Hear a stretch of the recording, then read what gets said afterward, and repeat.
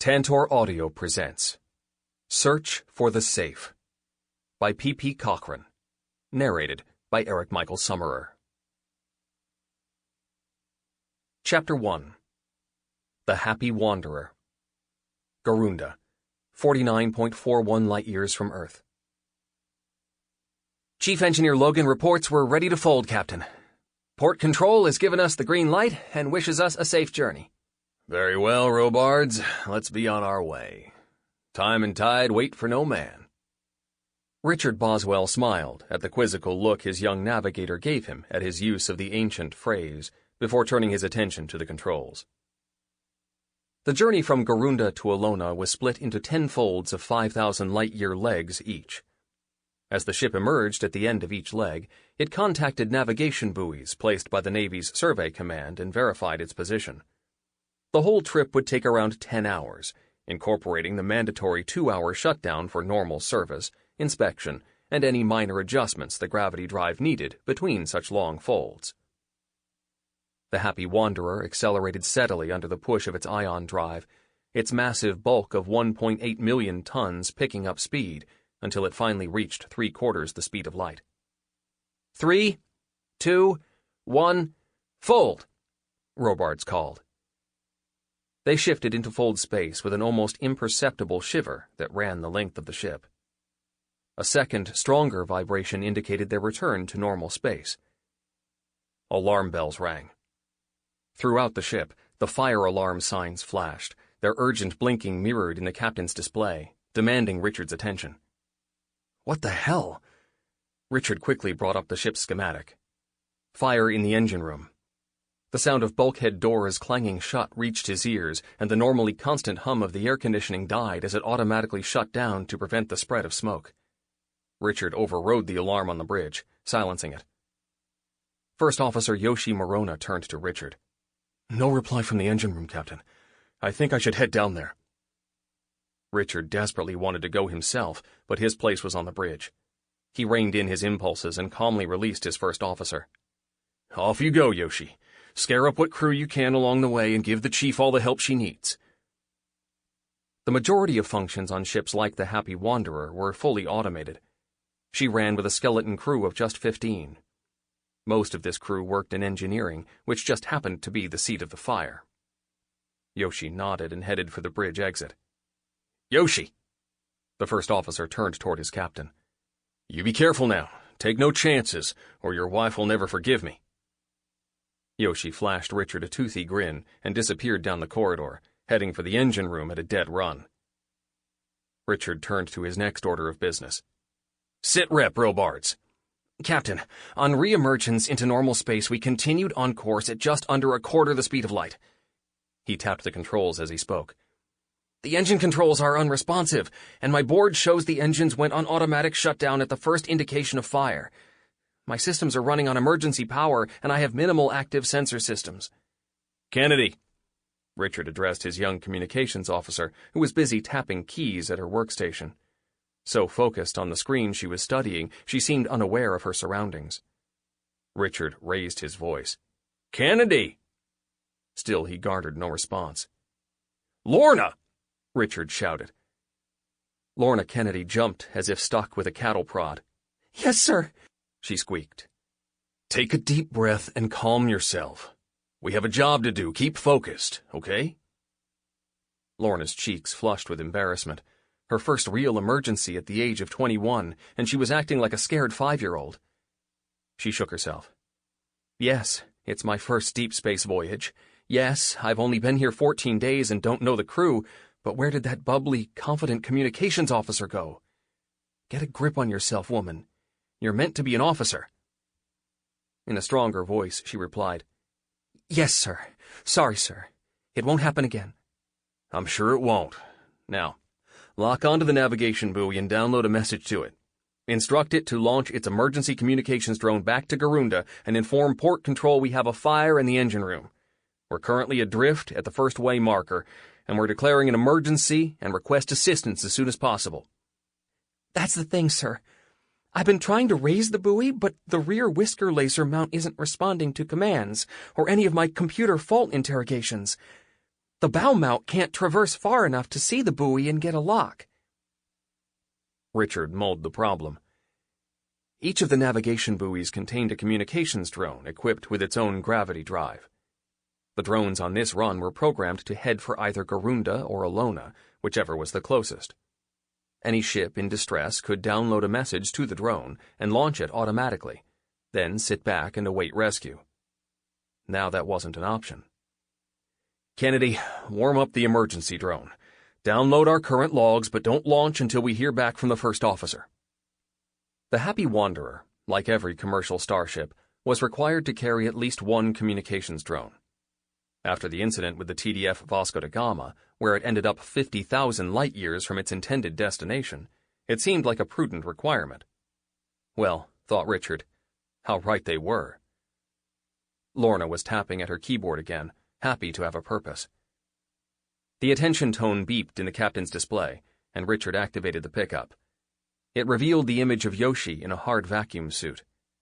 A sense of dreadful foreboding twisted his stomach. Go ahead, Yoshi.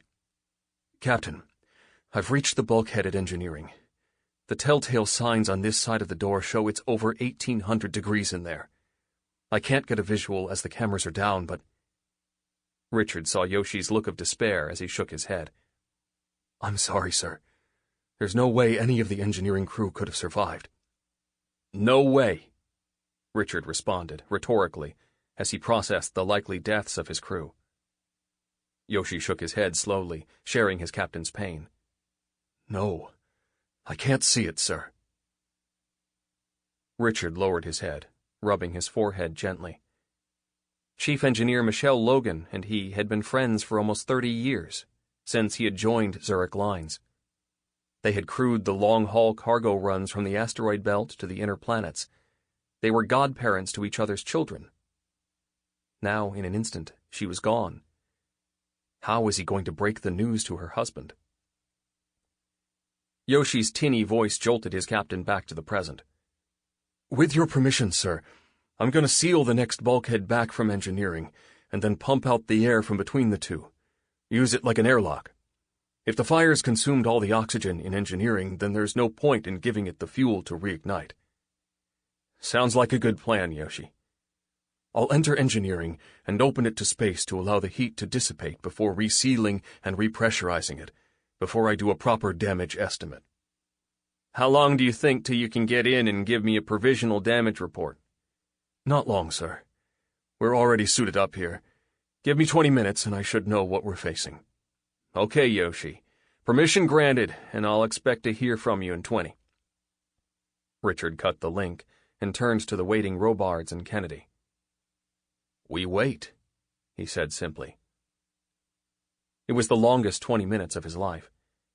Richard alternated between hope and dread. Surely there was a chance someone could have survived. There were emergency suits stored in engineering in case of a coolant leak or sudden depressurization. A suit's internal oxygen supply was good for up to an hour. Some of the crew may have reached them in time. These thoughts were swiftly quashed by reality. There was no chance anyone could survive an 1800-degree fire that would have enveloped the entire space in seconds. True to Yoshi's word, the captain's console beeped for attention just over 20 minutes later. At the touch of a control, Yoshi's face appeared, sweat streaming from his brow, and a worried look on his face. Richard steeled himself for the news he knew, in his heart of hearts, was coming. I take it the news isn't good, Yoshi. I'm sorry, sir. We've failed to locate any survivors. The heat was too intense. It's horrific down here. Without proper forensic analysis, I can't even identify the remains of the crew. Nausea welled in the captain as all hope for the missing men and women dissipated. Now his next priority was his surviving crew, and he pushed aside his queasiness. What about the machinery, Yoshi? To put it mildly, Captain, we're well and truly screwed. All the computer gel packs are destroyed. That wouldn't be too much of a problem as we have enough spares to replace the more important ones and get the engineering computers back up and running, if only... Richard frowned as Yoshi continued. The heat from the fire has warped everything in here. I could probably cobble something together to get the control mechanisms working, but the actual physical parts of the drive are damaged. I'm afraid there's nothing we have on board that could replace them. Sorry, sir. Understood, Yoshi. Get your men clear and seal the door. Yes, sir. And, sir. Yes, Yoshi? I'm sorry about Logan. The captain's vision blurred as tears filled his eyes. Thanks, Yoshi. Yoshi nodded curtly and cut the link.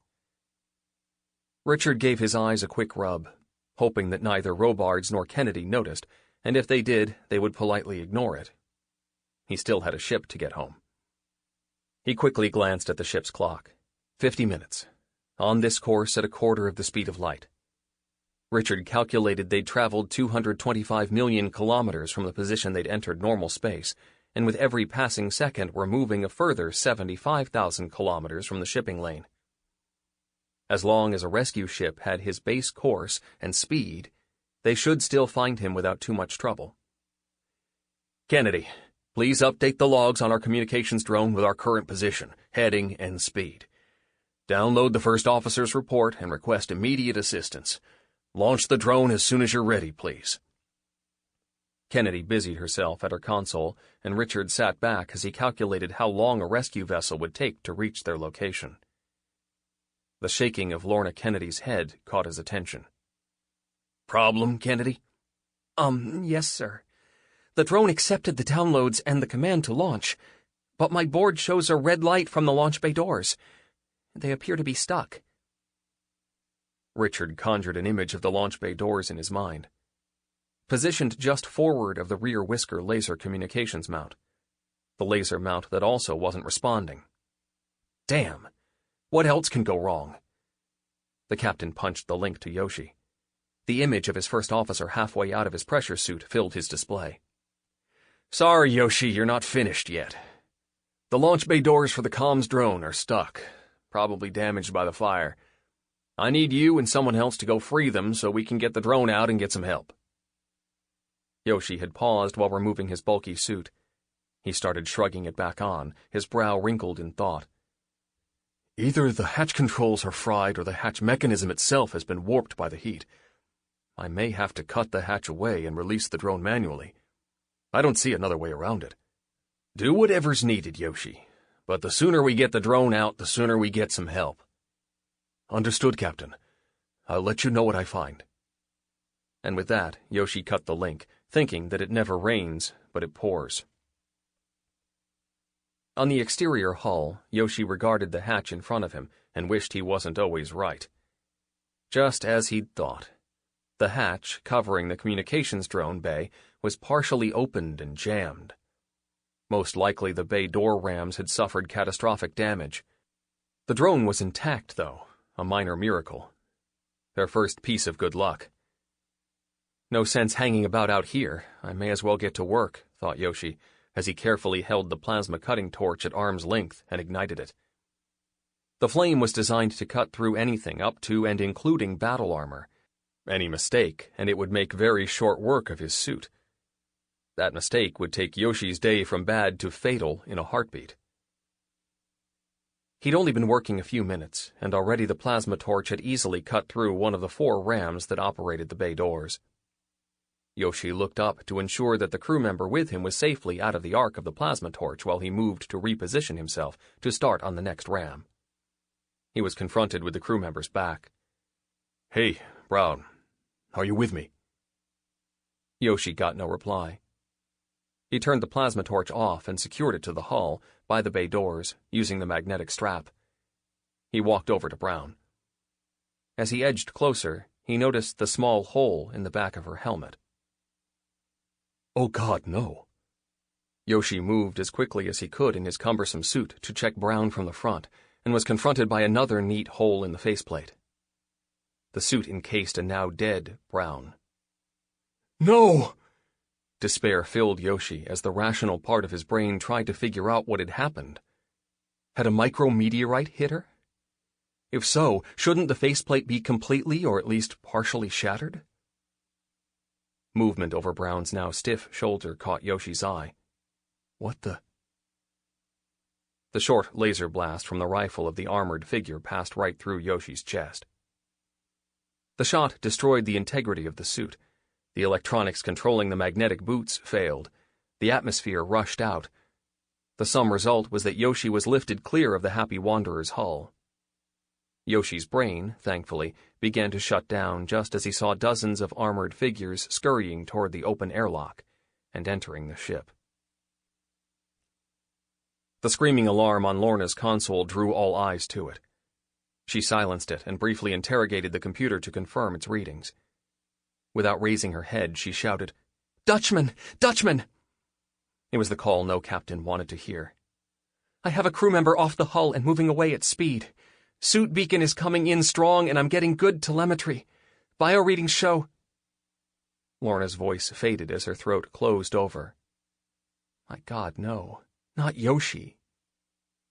She slouched in her seat, dropped her head into her hands and sobbed. Richard left his seat and gently moved the sobbing young woman to one side. His worst fears were realized. On the display, a red circled icon with the name Morona flashed.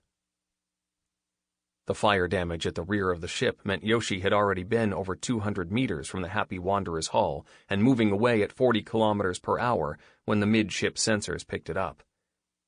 It didn't matter anyway. The suit's biosensors showed that Yoshi was already dead. Richard's eyes fixed on the flashing icon of his dead first officer as he addressed Robards. "Robards, suit up. Brown's still out there, and with the stern sensors down, we don't know her status. She may need your help." As Robards stood to comply, the bridge doors opened. Richard looked up and was confronted by the sight of a group of armored figures rushing onto the bridge. Robards reacted faster than his captain. He lunged for the nearest intruder, only to be viciously beaten into unconsciousness with a few swings of a rifle butt. As Robards fell to the deck, Richard instinctively placed himself between his comms officer and the invaders. An uneasy standoff held for what seemed an age. It was broken only when a commanding figure entered the bridge. This one was different. The entire left arm of his armored suit was painted red, and a strange symbol adorned his chestplate. It looked like a black circle covering the entire chest, with a red X the size of a man's hand in the middle. The figure held an ugly-looking pistol loosely in its right hand. The other intruders parted like a wave in front of him. Could this one be the leader? Richard's brain finally caught up, and as he drank in the shape and colors of the armor, recognition slowly dawned. Images of these suits had been carried by every media channel throughout the Commonwealth. Richard furtively glanced at the large red button protected by the clear plastic cover on the arm of his command chair. The button that would purge all the navigation computers aboard the Happy Wanderer, denying an enemy the locations of the Commonwealth home systems. Richard tried to calculate the time it would take to get to the chair before the intruders either cut him down or beat him unconscious, like the bleeding Robards. The alien commander caught Richard's gaze and followed it to its target, the captain's chair. It turned back to Richard, lifted its right hand, and without hesitation shot Richard and Lorna with 2 easy jerks of its armored fingers. The others were in command of the Happy Wanderer and its navigation computer. The others had every coordinate of every world known to man. Chapter 2. The Shrine. Durav, 172 light-years from Earth. As his ship entered orbit, Narath gazed lovingly at Durav, the planet of his birth and home of the chosen people. In the 2,500 cycles since the Creator had gifted them with this new home, they had worked tirelessly in his name. The dark rings of the massive orbital structures supporting the shipbuilding yards contrasted starkly with the bright white clouds that covered most of the planet. Durav was a cold and harsh world. The people overcame all the odds and considered it a testament of their strength of faith in the Creator.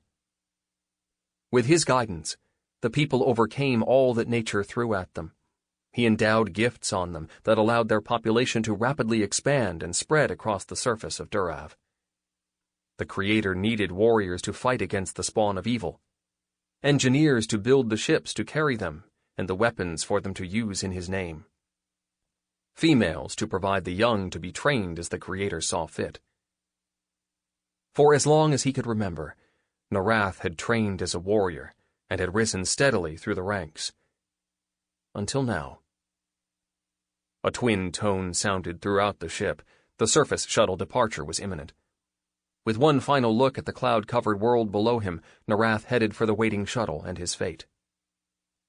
On the journey to the surface, Narath didn't bother to activate his viewing screen. He knew from long experience that the thick clouds obscured everything. The pilots were completely reliant on their instruments, having no visual references to guide them. Through his seat, Narath could feel the vibration of the shuttle engines increase in their fight to slow the rapidly descending shuttle as it closed on its destination. With a sharp jolt, the shuttle touched down, and Narath released his restraints and headed for the door. It opened at the touch of a control from a crew member, allowing Narath to step out into a driving snowstorm. The snow flurries reduced visibility to just a few feet, though he barely noticed. Narath pulled his blood-red warrior's cloak closer around his shoulders more out of habit than because of the cold, as his battle armor was as comfortable to him on this bare, wind-swept mountain as in the vacuum of space. He wasted no time moving from the landing pad to the ancient beaten path that ran along the steep mountainside leading to the high cultus, the place where the chosen people received physical and spiritual guidance from the Creator in their ehitah, their holy mission to hunt and exterminate the spawn of evil and make the universe pure enough for the Creator's return. Narath felt a renewed surge of pride in his warrior's recent success, despite suffering heavy losses in their attempt to eradicate the heretics in Sector 14. The small flotilla he'd initially sent to the sector's life-bearing planet had never returned. The ships he'd sent to investigate brought disturbing news. A new enemy had entered the fray, one with sufficiently advanced technology to rival that of Durav. In response, Narath had sought out the Council of the Lesser Cultus, a smaller shrine to the Creator that every fleet base and command ship carried to allow the faithful to hear the Creator's wishes, and with this guidance, Narath formulated a plan to send the full force of the Sector 14 fleet against the heretics. The fleet was to slowly gather its strength while hiding behind a small dwarf planet in the heretics' system, and arrive in small groups to prevent detection from their surveillance platforms. The initial stages of the operation went well, but a ship belonging to the heretics discovered the fleet and transmitted a warning signal before they could be destroyed. The fleet was forced to attack before Narath arrived with the final battle group. On his arrival, Narath found the heretics had been engaged in battle, and to his despair, the lesser cultist commanded him to remain at a distance as he watched his fleet's annihilation. The lesser cultist decreed they must return home and seek the Creator's personal guidance. Accordingly, Narath ordered the remaining ships to return to the naval base in Sector 14 and continue harassment operations against the heretics' star system. It was while Narath was en route that the Creator intervened and presented him with a chance to redeem himself. They detected a heretic's cargo ship, and Narath saw his opportunity. He led his warriors in their assault of the ship and managed to capture it and its valuable computers intact. Through a break in the falling snow, Narath caught sight of the cave's entrance, an impressive sight that never failed to fill him with awe when he considered that this unassuming crack in the mountainside was actually the entrance to his people's most holy shrine. The entrance was flanked by two warriors in battle armor. Their cloaks, the same color as Narath's, whipped in the wind. Their ancient Targath blades rested point down but were ready for instant use. The guardians of the High Cultus. Day and night these dedicated warriors stood ready to challenge anyone approaching the High Cultus. At Narath's advance, a guardian's sword swept up and an evil-looking blade pointed at his chest as the warrior called out his challenge. "What do you seek, pilgrim?" Narath removed his helmet and cradled it under his left arm. He felt the frozen air batter at his face. The breathing slits on his neck automatically closed over as the driving snow attempted to force its way in. "I am Ipez Narath, and I come seeking the guidance of the High Cultus." Narath spread his cloak to reveal his armored chest adorned with a simple black circle and a red X at its center. The guard took a moment as his suit's systems interrogated Narath's and confirmed that he was indeed an Ipez, a warrior in command of one of the fleets of the chosen people in their Ehita of purification. The Guardian's Targath resumed its point-down position. "Enter, Ipez, and may the Creator's blessings be upon you. And on you." Narath stepped past the guards and entered the dimly lit cave. The electrostatic field that kept the weather at bay washed over his body. The rise in temperature was tangible as Narath made his way to the rear of the cave, passing the sacred reliefs on the walls that told the familiar story of the Creator's return to Balak, the original planet of their people. The Creator had intended to bring his people to Asina, the land of the bountiful and never-ending beauty. But on his return to Balak, he found the chosen people had fallen from grace under the heretic's influence. He unleashed a pestilence on Balak, and only those of a pure heart survived. The Creator demonstrated his love and compassion for those found to be pure and brought them to a new world, Durav, to start afresh.